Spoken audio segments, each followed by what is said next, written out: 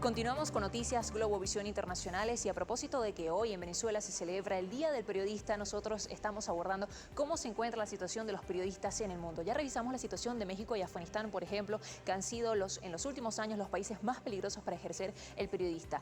Pero ahora lo es Ucrania. ¿Y por qué Ucrania? Porque Ucrania, por supuesto, que se encuentra en medio de un conflicto. Son al menos 8 periodistas que han perdido la vida en tan solo 4 meses. Desde que inició la invasión en Ucrania el 24 de febrero, varios periodistas, colaboradores e infraestructuras de medios de comunicación han sido víctimas del enfrentamiento.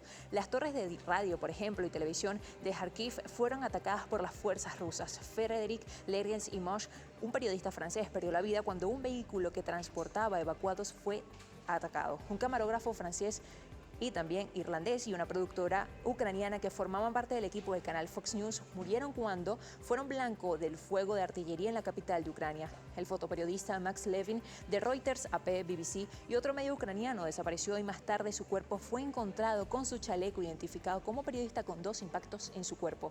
El documentalista estadounidense Brent Renaud recibió un impacto cuando conducía su vehículo en la ciudad de Irpin y el camarógrafo Evenin Sakun murió luego de un impacto de misiles rusos a una torre de televisión en la capital. Estos son algunos de los casos a los que se suman también detenciones, heridos, desaparecidos y confiscaciones de equipos. Pero José Enrique, como vemos, esta es la posición de Reporteros Sin Fronteras, pero hay también una cifra que maneja las mismas autoridades ucranianas.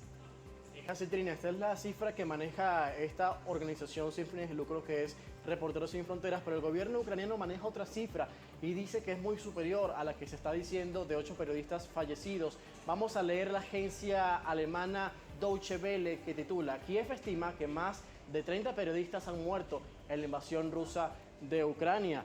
El ministro ucraniano de Cultura, Oleksandr Kachenko, afirmó que desde el inicio de la invasión rusa a Ucrania el pasado febrero, 32 profesionales de la comunicación han perdido la vida en el conflicto.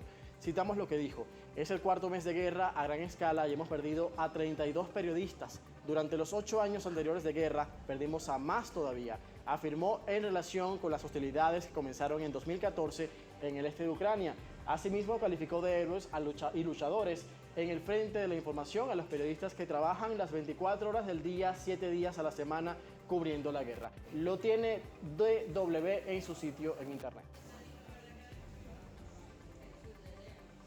Esta, por supuesto, es una cifra alarmante, debido a que comentamos que según Reporteros Sin Frontera, 46 periodistas perdieron la vida durante el 2021, si son más de 30.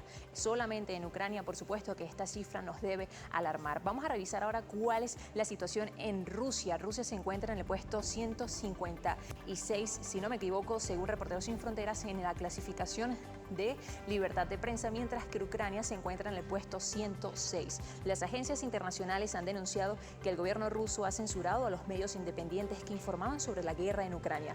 Luego de recibir la orden de cierre por la cobertura y la invasión de Ucrania, la cadena de televisión rusa TVRN suspendió sus operaciones en marzo y envió en su última emisión un poderoso mensaje en donde el personal abandonó en directo el estudio en una protesta silenciosa. Mientras tanto, el periódico Novaya Gazeta y la emisora de radio Emma Moskvi también cerraron por las amenazas del Kremlin. Los principales medios de comunicación independientes, tanto rusos como extranjeros, han sido acusados por el regulador de telecomunicaciones ruso de mostrar contenidos prohibidos al referirse al conflicto de Ucrania como una guerra, mientras los medios estatales adoptan el término operación militar especial.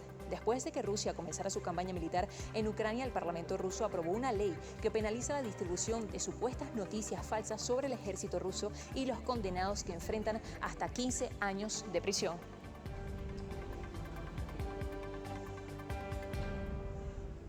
Bueno amigos, estamos hablando hoy sobre la libertad de prensa en el mundo y las restricciones que sufren los periodistas, sobre todo en este contexto de guerra en Europa del Este. Pero vamos a revisar hasta ahora una información que surge en Perú, aquí mismo en nuestra región. Son las 10:52 en Lima y para este lunes transportistas de carga pesada convocaron a un paro nacional de labores por el incumplimiento de una serie de promesas por parte del gobierno de Pedro Castillo y se teme desabastecimiento de alimentos. Para eso nuestro corresponsal en Lima, Ayatollah Núñez, nos trae el reporte a esta hora de la información. Buenos días.